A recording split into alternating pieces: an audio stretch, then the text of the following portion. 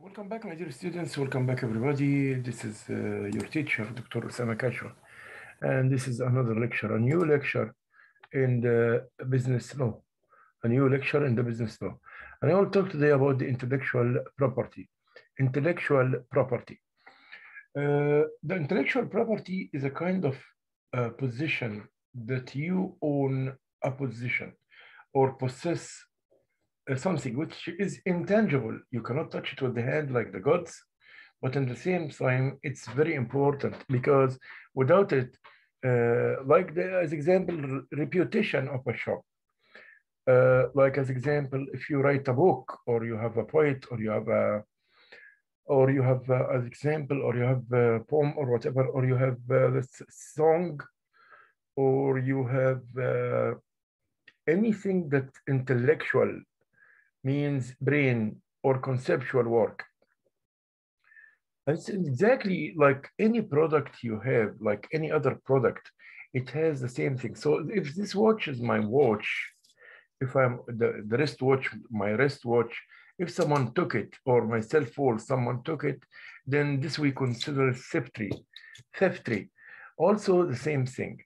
If anyone come to imitate or copy a part of your work, whether this work which you did was in arts, was in literature, was in, and it is a creative work that it's explained based on your opinion. And you put your opinion and your effort in this work, and came someone to copy it and work on it. As example, someone did a melody, and someone came and took this melody, simply copy the melody, and just he said, this is mine. So all this, we call it intellectual properties. So the intellectual property is a part of the law that defend the rights of the person who has created a kind of art or whatever. We'll go first to see a small video about the intellectual property. Then from there, we'll see first a video that work on the intellectual property, the definition of intellectual property. Then from here, we will go. Let us move on to see that and see what did the Canadian law did regarding the intellectual property. What did the Canadian law did regarding the intellectual property?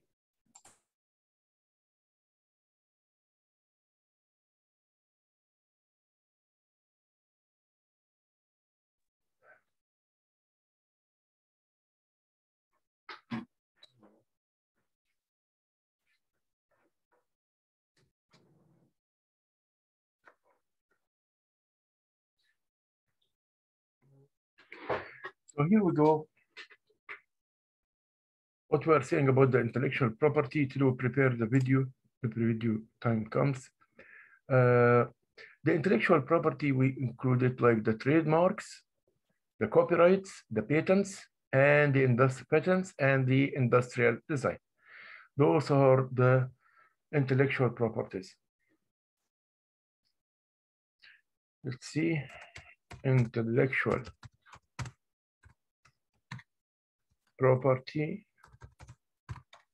in business law.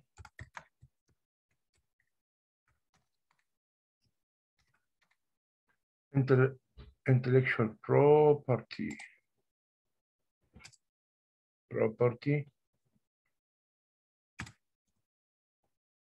in business law. Intellectual property definition in business law. Let us go first and see. Here, like you see here, intellectual property refers to creations of the mind, such as inventions, literary and artistic words, design and symbols, names and images of use in commerce. So those are the intellectual properties. One of those like that way. Okay. Also, let us go into let us go to a video about the intellectual properties that show us in a few minutes what do we mean by the intellectual property law. Okay, let us see this video, the rights and definitions of intellectual property. Let us watch it.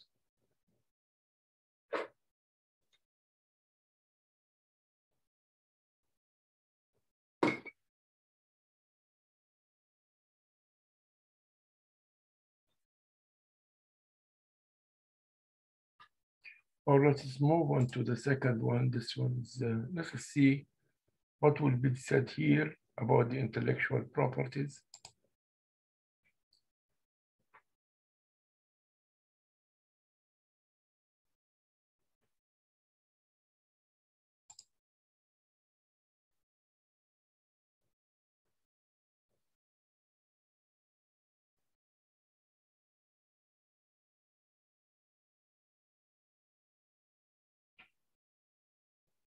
I'm here to talk to you about intellectual property, otherwise known as IP. Sorry? You what? Otherwise known as IP.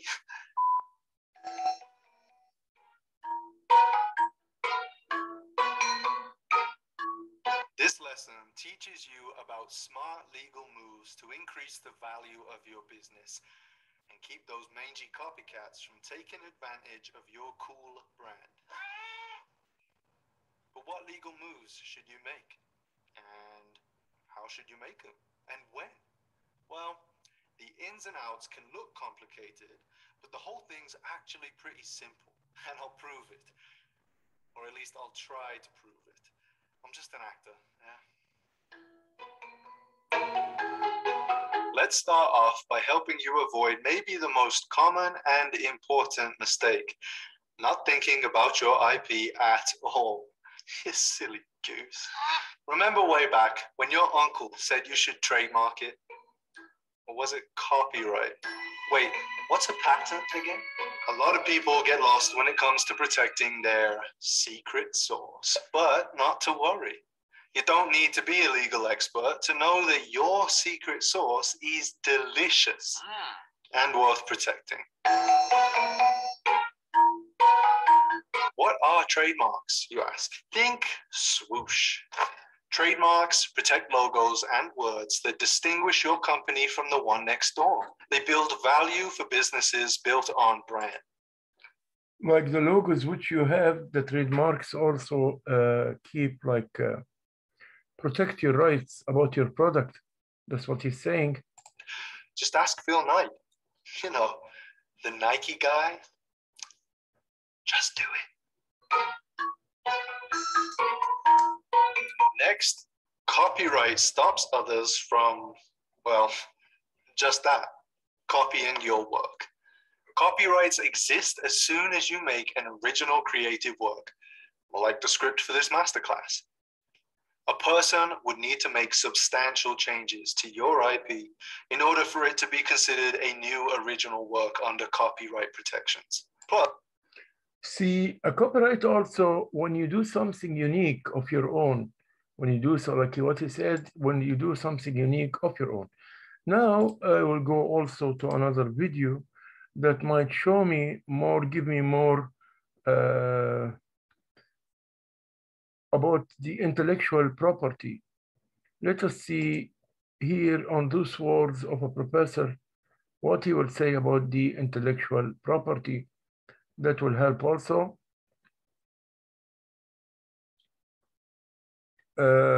Yeah, let us see what is the intellectual property. So what is intellectual property and how is it secured or captured? Well, intellectual property has various categories, but generally it is a right in a resource that's not tangible. The most common examples are patents. So here we go. The rights in intangible, like I told you in the start, intangible means that you cannot see it, you cannot touch to the hand. I will repeat the word back of what he said. That's not tangible. The most common examples are patents, trademarks, and copyrights. that not tangible. Intangible means that you cannot see it. That's what we are talking about. You are talking about, not talking about goods. In this case, you are talking about things that you cannot see it, like the patent, trademark, copyrights, trade secrets. Let us see what he's saying. But also another one is trade secret. Okay, all of these are intellectual in nature. That is, they're not tangible. But they still are resources that are capable of protection, capable of ownership by someone. Okay. Now, throughout this lecture series, I want you to concentrate on what the definition of this type of intellectual property and how you go about, or the main requirements for securing or capturing your property rights, your right to exclude others from that intangible resource. Okay. And remember all the time that if you do not protect it, or it falls into the public domain, as they say, it becomes subject of common use and is not protected by you, you cannot go back after that and secure your rights in that resource. Okay, it becomes open for common use. So understanding. So you have to secure this right before it goes to the public, before everyone knows it. You have to be careful about your intellectual properties, and you have to register it, or you have to protect it before everyone come to use it. Then time will be passed. So that's better from the start itself to secure it. Okay, saying here, securing or capturing intellectual property, establishing ownership rights and property, falling to capture or allowing to fall into public domain, destroys rights to later captures. That's fine. So first of all, don't be late. If you have anything that is an efforts of your brain, efforts of your thinking, like the patents, trademarks, copyrights, trade secrets, as examples, so you have to keep it. You have to first to protect it, then through the copyrights as example, then under the law also help you to protect it. Then after this, that will be fine in that case, as long as you protect it of common use. Okay. And what is intellectual property and what is required to capture or secure that is the primary focus of the series. Okay. Okay.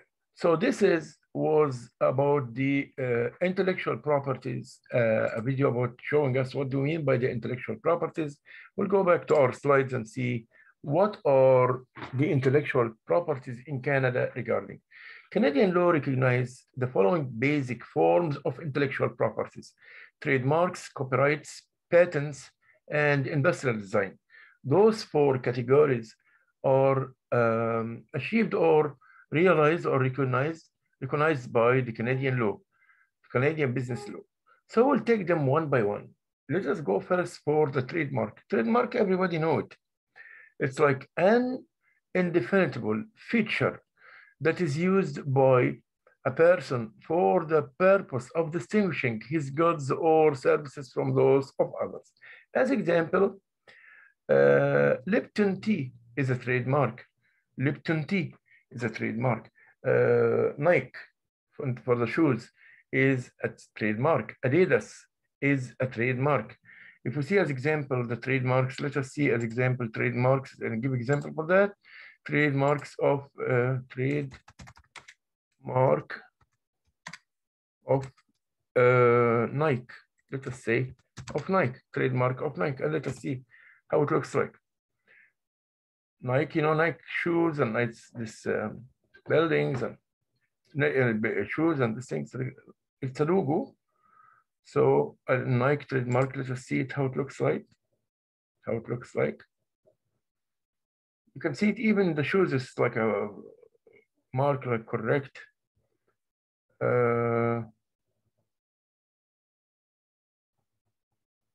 So this is the trademark, the Nike trademark. Can you see it, guys?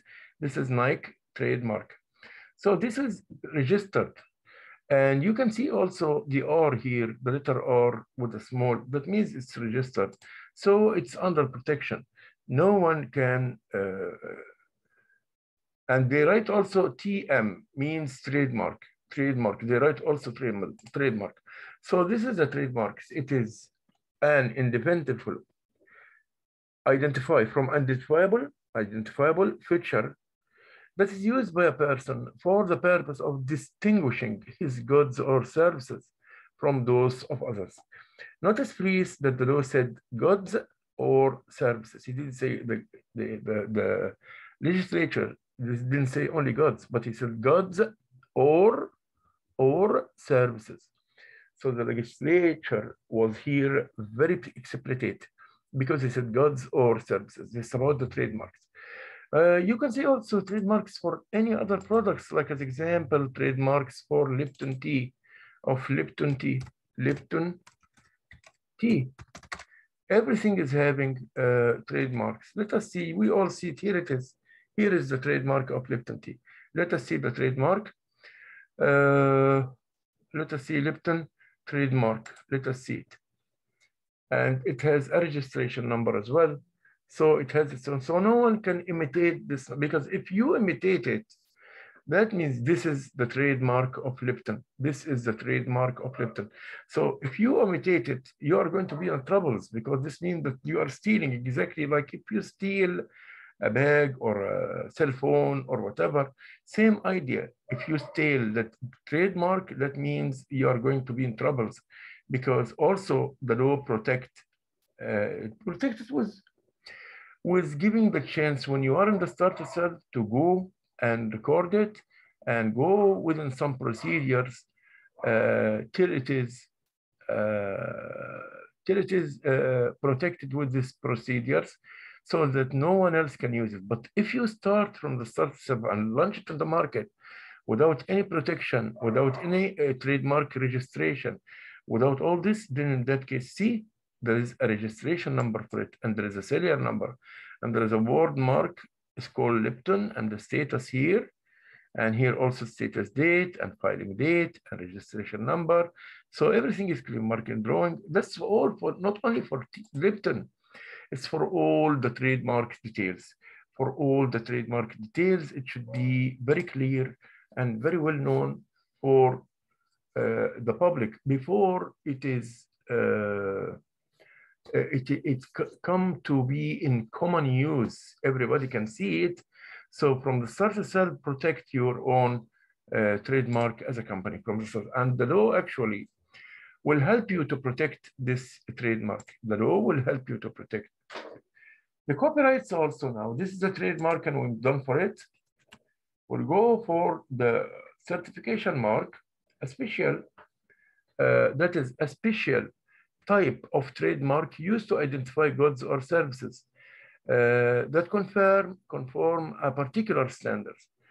And we have also distinguishing, guys, the shaping of goods or their containers, or a distinctive mode of wrapping a packaging.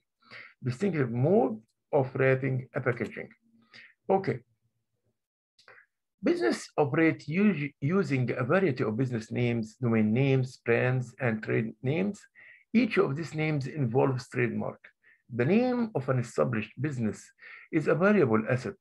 Of course, once you have a business, once you're done for a business, you do the business, then in that case, it must be protected, because you had your own trademark, you had design, you have a particular package for your goods. So you have a logo, so all these are things that must be in concern to protect, exactly like you protect your cell phone from someone to steal it, you protect your own house, you protect those things also need to be protected. Otherwise, if your product had a successful path and was very effective in the market, and so anyone might come and imitate your trademark or your logo.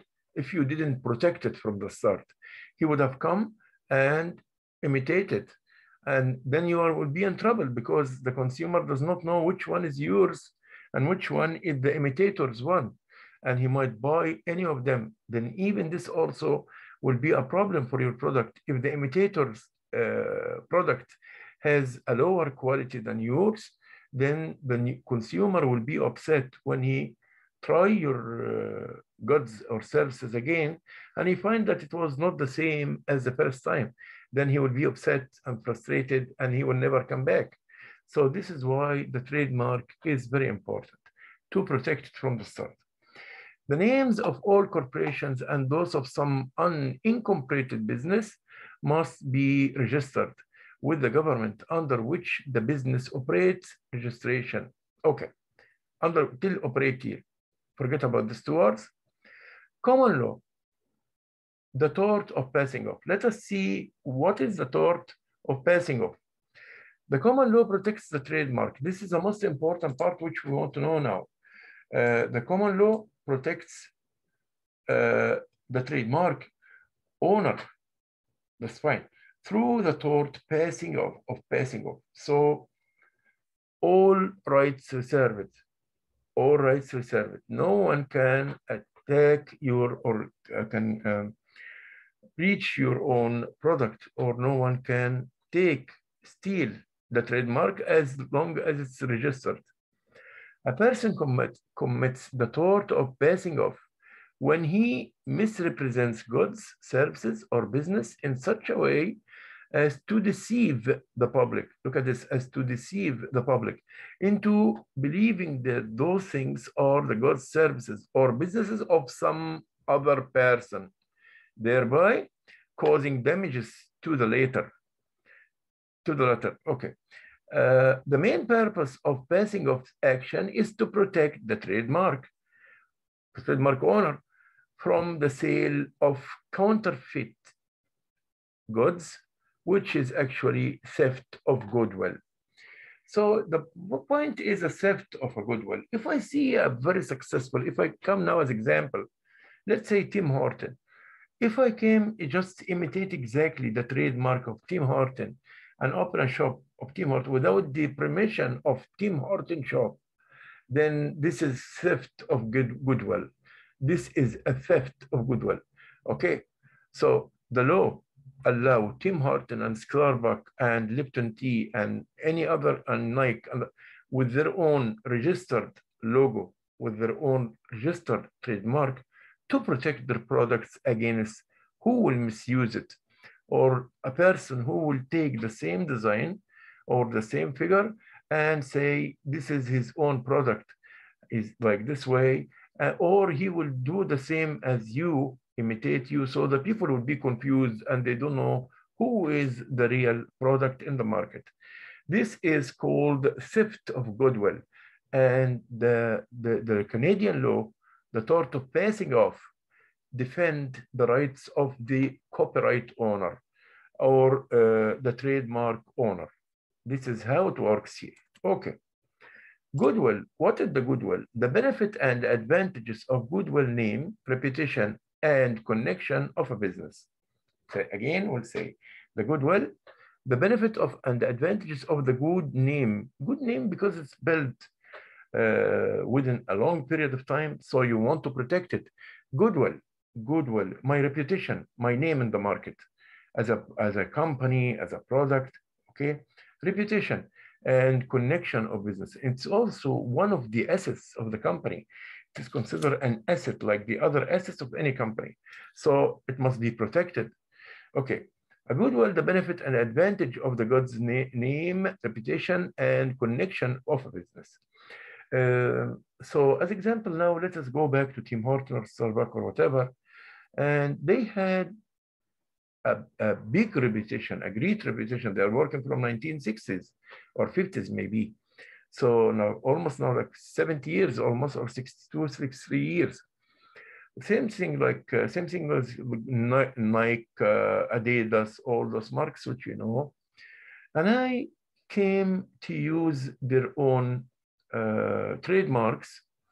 And I use these trademarks to be like, to launch my products in the market. I put the same trademark and same logo. Then I get profits from this. This will be harmful for them because I used something to mislead the consumer. So instead of that, he bought my product, he bought their own products. Instead of buying my product, the origin product, they came to buy the imitated product. So once again, the goodwill or the benefit and advantage of the good name, reputation and connection of a business must be protected. Okay. The second part is the duration. The duration. What about the duration here? Duration, the trademark registration is valid for a period of 15 years. Once you register your trademark, then it is valuable for 15 years. Then it is valuable for 15 years. Once you register your trademark, then it is valuable. Again, my dear students, once you register your trademark, then it will be valuable for 15 years and may be renewed, and you can renew it as well. May be renewed, like we see here, and may be renewed indefinitely, like we see here. The registrar may from time to time request evidence that the trademark is still being used. So as example, the government or a chamber of commerce or who's ever there to protect this trademark from responsible entities in the country, they might ask you from a time to time, if you are an owner of a trademark, then they might ask you from a time to time to make sure that it is still in use so that they protect it. Because you said the origin period is 15 years and it can be, and it is renewable for the trademark registration. And if it has been abandoned or it is not renewed at the end of the 15 years period, it may be expunged from the register. So those are the sections 44 and 45 and 46 of the Act of the law, business law, which regulate the work in the goodwill and the reputation of a business. In this slide, we have the required for registration. What do we need to require? What are the requirements for registration? First of all, in order for a trademark to be registered, it must satisfy a number of conditions. In particular, the mark must not be a word that is primarily merely the name or surname of an individual. So don't, as example, use the name of a person who is living or died within the preceding 30 years. So don't use the name of a person or whatever who is still alive or passed away within 30 years. A person may continue to use her own name despite the existence of a registered trademark. So I can use my name. I can use my name despite the existence of a registered trademark. Okay. Clearly descriptive or deceptively misdescriptive of the charter of quality or quality of the wares or services or their place or origin. The name, let us see this, the name, third one, we say here, the name of any of the wares or services in connection with which it is used, likely to be confused with another registered trademark. So if it looks very similar to another trademark, no, then it's not accepted. If it is very close by another registered trademark, then this will not be accepted because of confusement.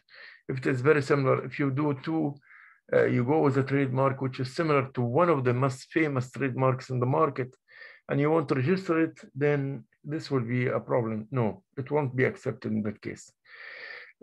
So likely to be confused with another registered trademark. Okay, for more information on the topic, see the companion website.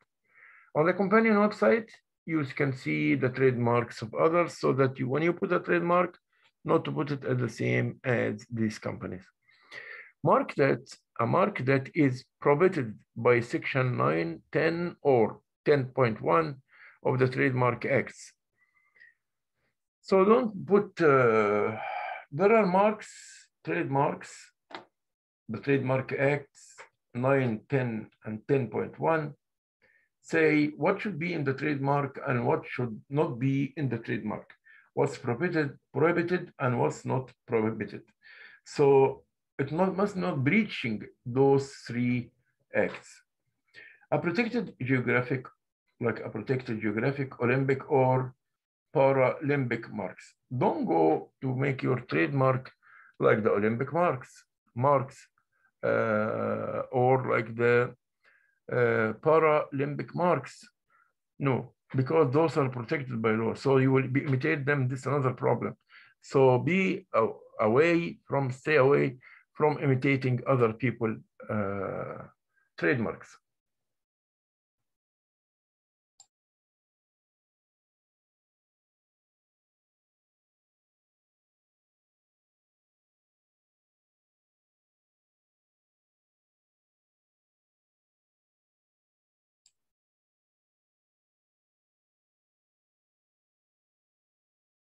So sorry again, I will go back. Like we said here, the duration of mark is a trademark registration is valid for a period of 15 years and may be renewed. So it can be renewed, okay? May from time to time request evidences that the trademark is still being used. So from time to time, the law might ask you, or the registration entity or body will ask you about, is it still working or not, to make sure that it is still working. Once it's still working, then you can renew it for another 15 years or for the end of the period. Also, we said the marks, in order the marks to be valid, it must not be a word that is primarily merely the name or the surname of individual who is living or died with the preceding 30 years. A person may continue to use her own name despite the existence of a registered trademark. So I can use my name. The one who's going to put a trademark, he can use your name. But don't use the names of individuals who are still alive within the 30 years or passed away within 30 years. Currently alive, or they passed away within 30 years. Don't do this. Don't use the names of others. Clearly descriptive or deceptive of the charter of quality of the wares or services or of their place of origin. So this is another point. The name of any of the wares or services in connection with which it is used. Also likely to be confused with other registered trademarks. So sometimes the other trademarks may be similar. You go with a similar trademarks to others, which will make the consumer feel confused. Don't do this. So let yourself be unique, have your own special, distinct, or unique trademark, which is not similar to others. Because if it is similar to other one, the consumer will be confused and he will buy, he will mislead the way he does not, he won't be able to know which product is yours, which product is the origin, and which product is the imitation.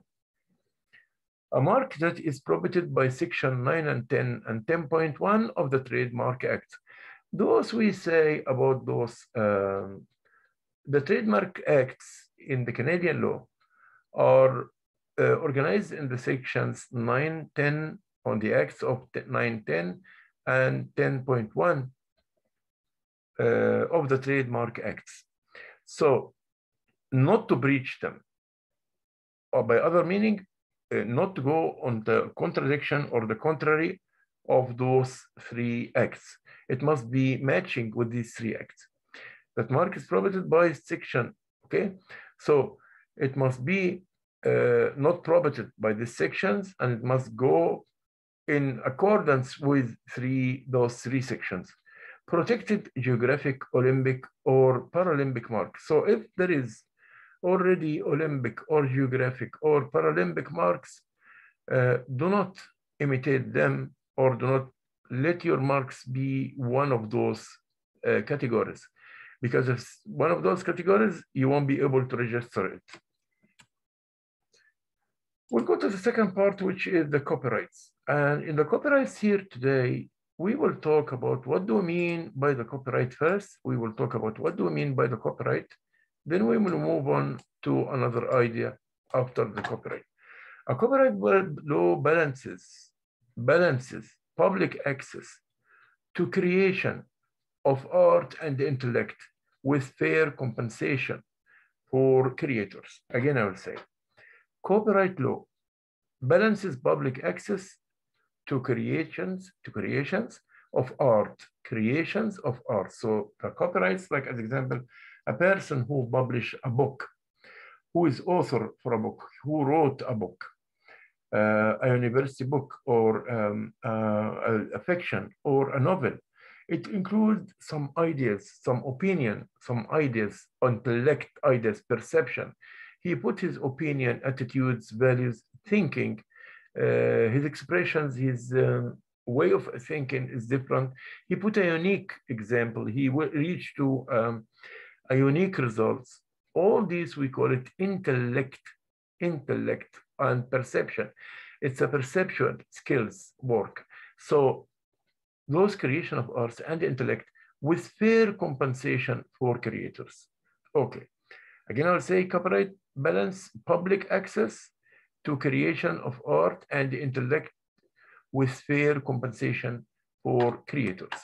Unlike trademarks, see now this is the difference between the copyrights and the trademarks. Unlike trademarks, copyright is entirely the creation of the statute.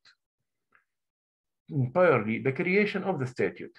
There is no common law action for infringement of copyrights. There is no common law action for infringement of copyrights. Copyright law first developed to protect the written word. So in the surface itself, the copyrights was there to protect the written words, like the books or whatever, after the invention of the printing press. Soon as the printing press had been invented, then the copyright law had been there to protect the people, because I might take this article and say, this is mine. Who knows? Over time, its scope grew to cover drawing, painting, movies, and musical scores. So at the start, it was only for the prints. Now it covers all the other areas like images and painting and movies and musical scores. Current rules address radio and television broadcasting, computer software, digital copying, and the internet. So all this now, also there are rules that cover all this area. Start only with the print, then it moves till the end, till the internet itself. Start with the print, the press print, the machines when they start the pressing, and it's ended with the internet. Okay, Canadian copyright law is governed by the Copyright Act for two, originally adopted in 1924 and substantially amended amending means adjusting, had been adjusted in 1988, 1993, 1997, and 2012. So this is about the copyrights and about the what are the differences between the copyright and the trademark. We'll talk about now, are there anybody's responsible about the intellectual property to defend the intellectual properties?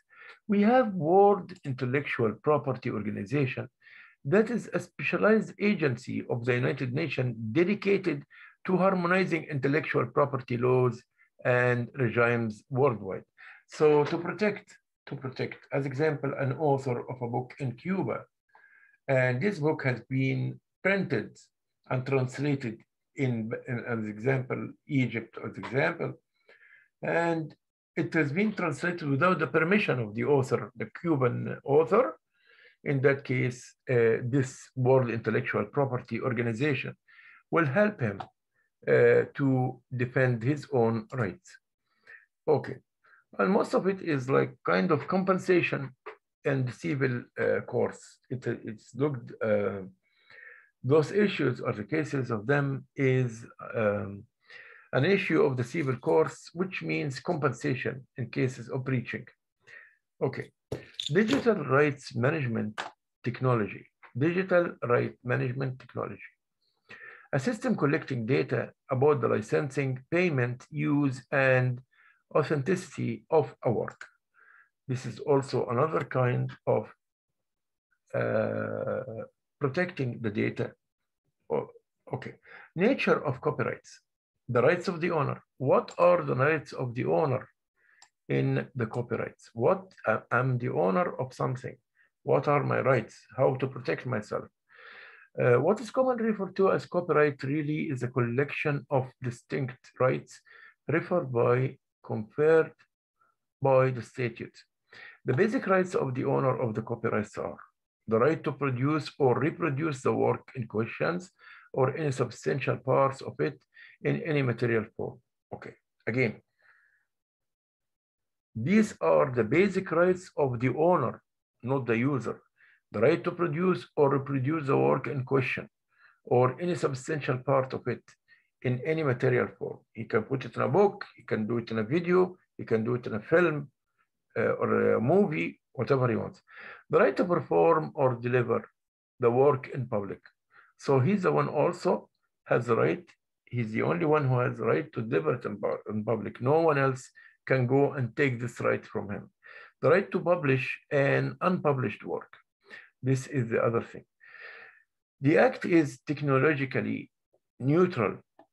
Reproduction in any form, print, telecom, communication, and internet is covered, and royalty payment. Royalty payment should not differ according to the medium used to deliver the work to the end user. So he has the right, as example, he wrote a book that he was a book author. Then he wanted to change the media to which to communicate to the public. And he wanted to change this book into a movie. Then he can do this. He can change it into a movie. So he has the right to change his work from a media to another media. These are the rights of the rights of the owner of the copyright. What about the moral rights? What are the moral rights? The non-transferable rights of an author or creator to prevent a work from being distorted or misused.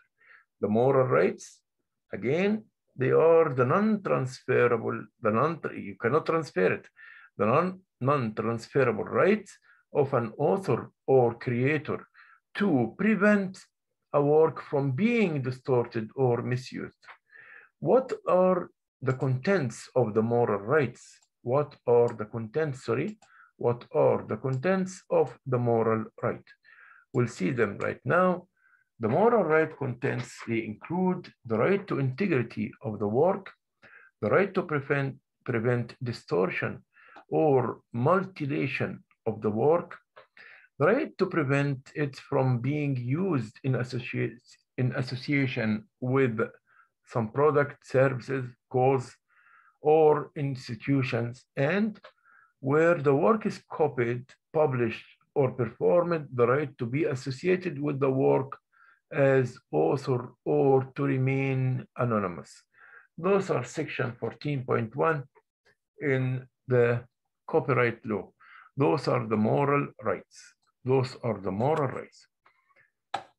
How about the limits of the copyright? What are the limits of the copyright?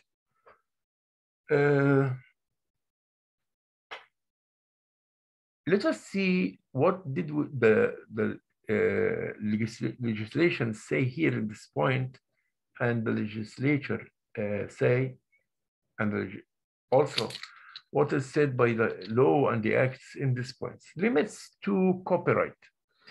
There is no copyright in the mere idea or thought.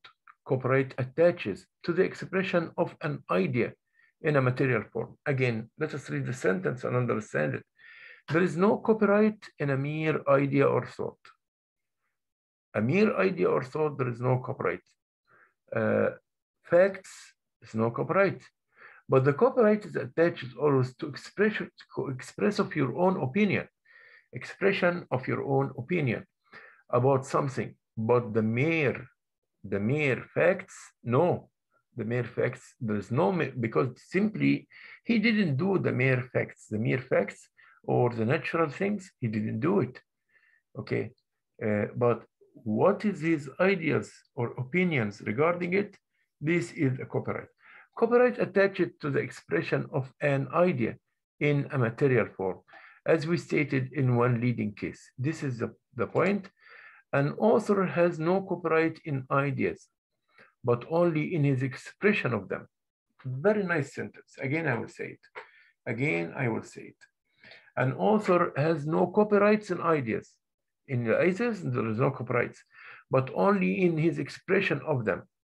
When he expresses them, that is what he has a copyrights in.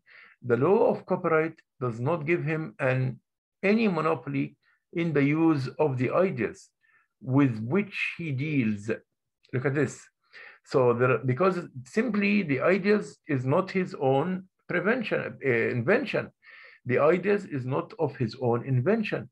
For that reason, the law will never give him a hand in this. Okay, even if they are original. His copyright is confined to the literary work in which he has expressed them. So my opinion about the idea is a copyright, but the idea itself is not a copyright. Again, I would say, the ideas, there are no ideas, no copyright for ideas, but there is a copyright for expression of the idea.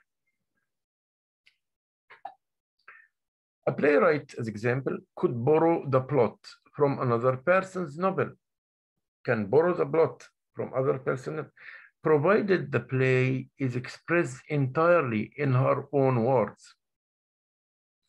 Provided the play is expressed entirely in her own words. Such conduct might be considered to be unprofessional and to amount to plagiarism, but it would not by itself constitute an infringement of copyrights. So the copyrights, it goes to how to express the ideas. So if I came to take ideas of another person regarding a fact, if I take regarding a fact, this means when I take these expressions or his opinion regarding a fact, this is breaching the copyright. But if I take the ideas itself, is not breaching the copyright. We come now to the duration of the copyrights and know how long it takes to long last, the duration of the copyrights, how long it takes. Well, duration of copyrights, let us go here and take it back. Okay.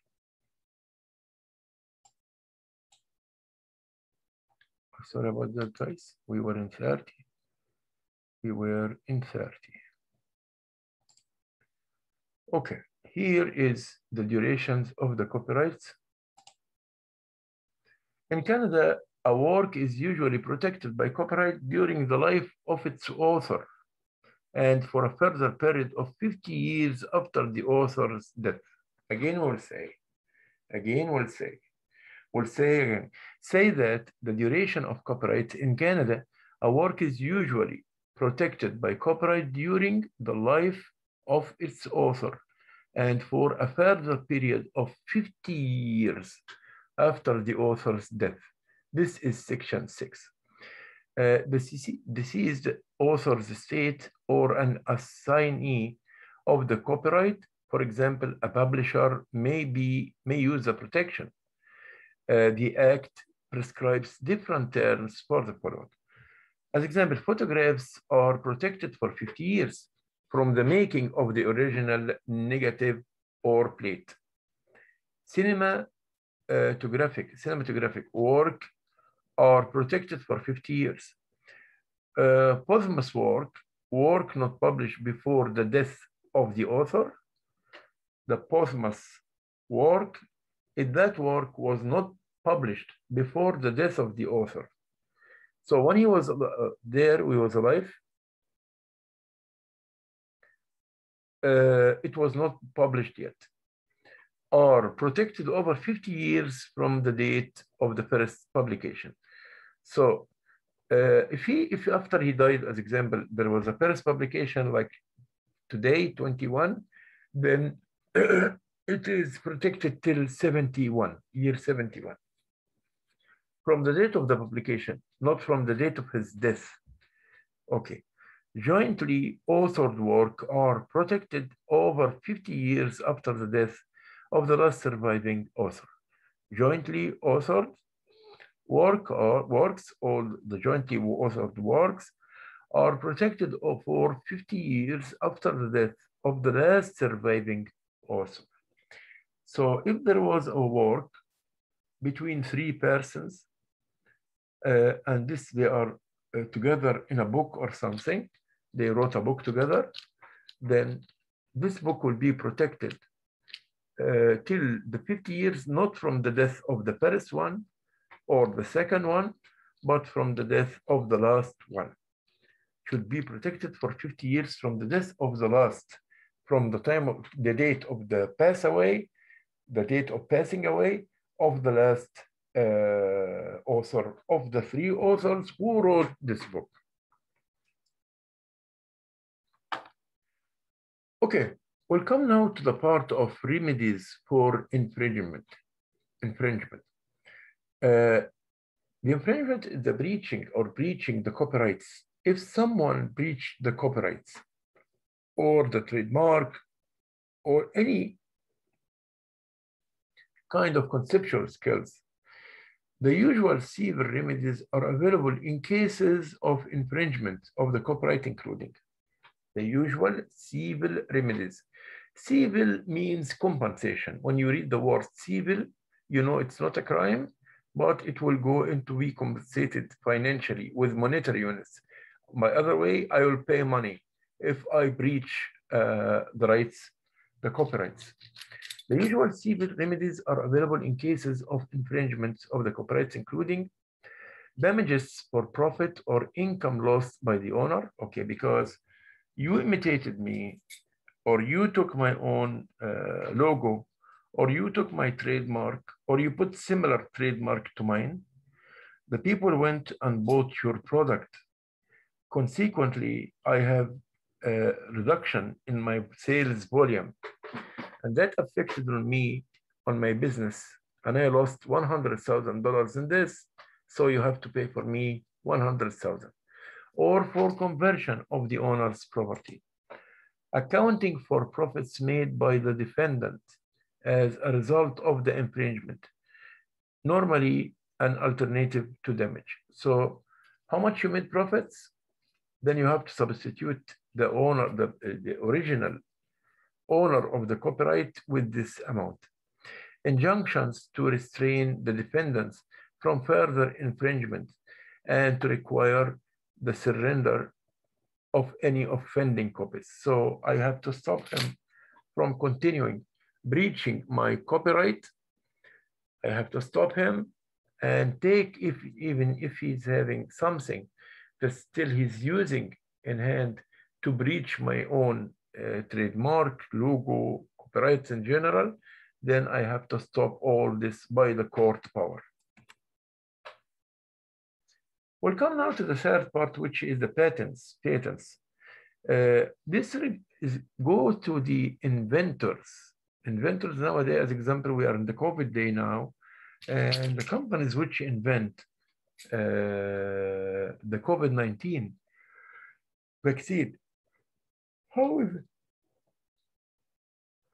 how does it work with these companies, and what is the nature of the patents? Okay, let us see here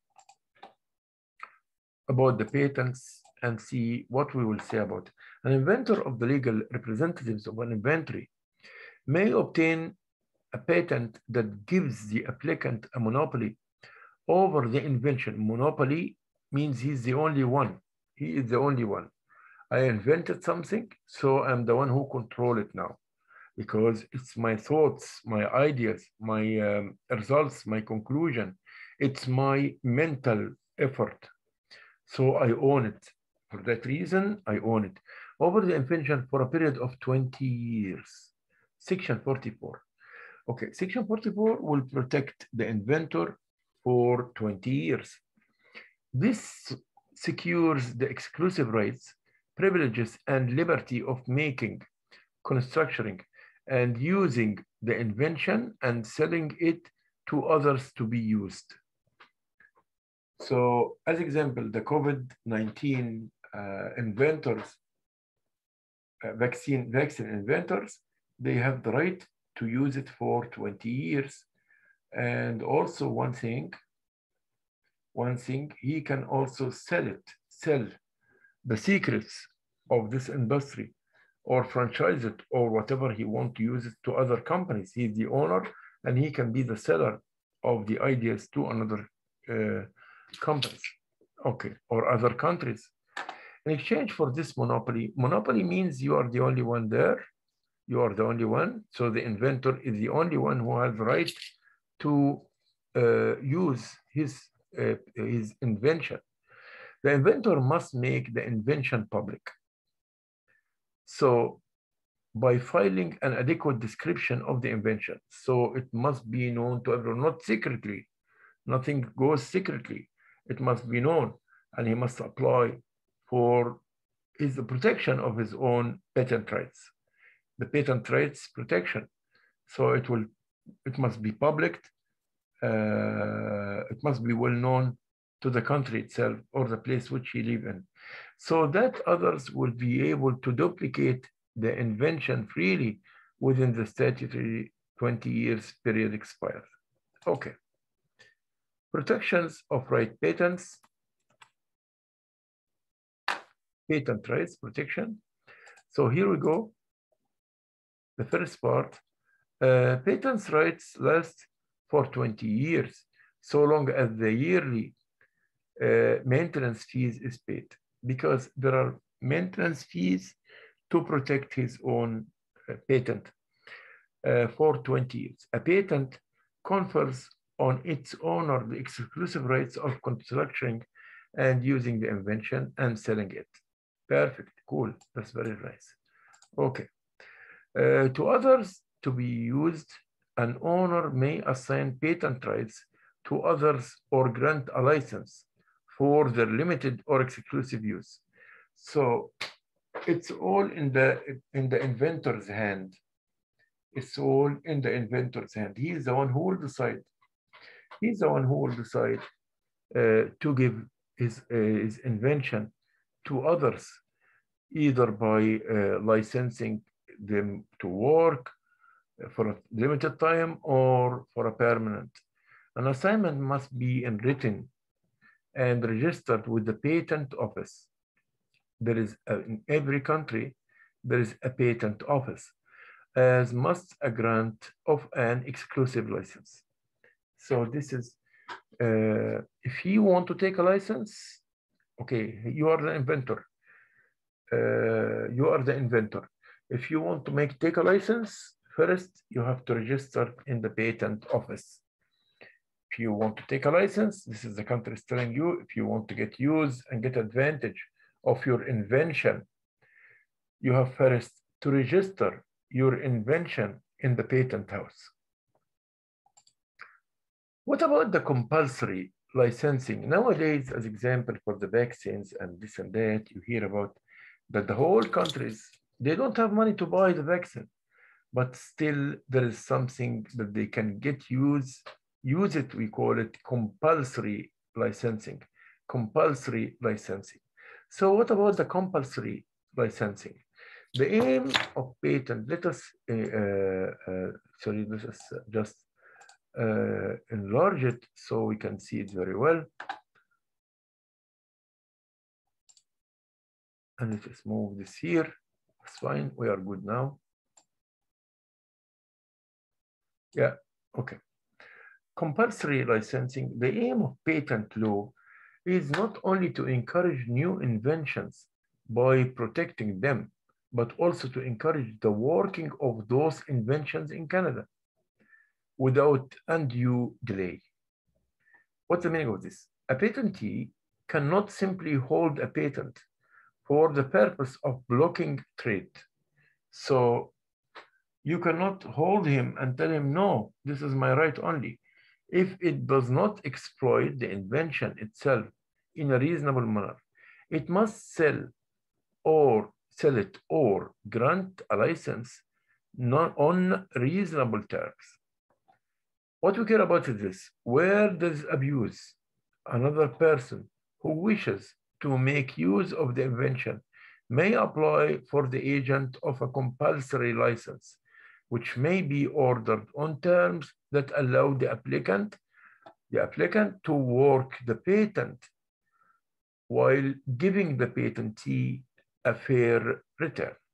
So I can use it.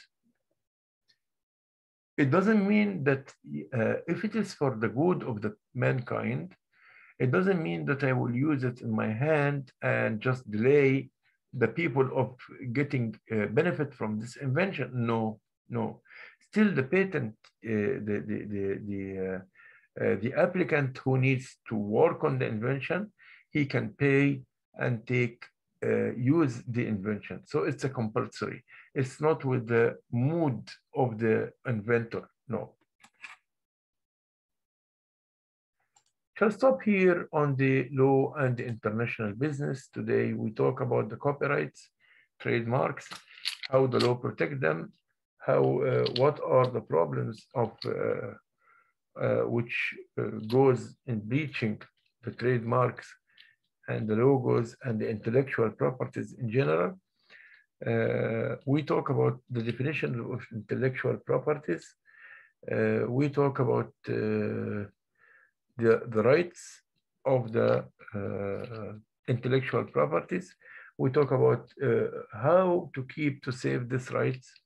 And we see this for the author's books and the works, it takes 50 years. And for the inventions or the patents, it takes 20 years, 50 years for writing books or authors or videos or media, any kind of media, 50 years. And for the inventions, 20 years only. Shall see you in the next lecture. Thank you so much. Have a great day. Bye-bye, everyone.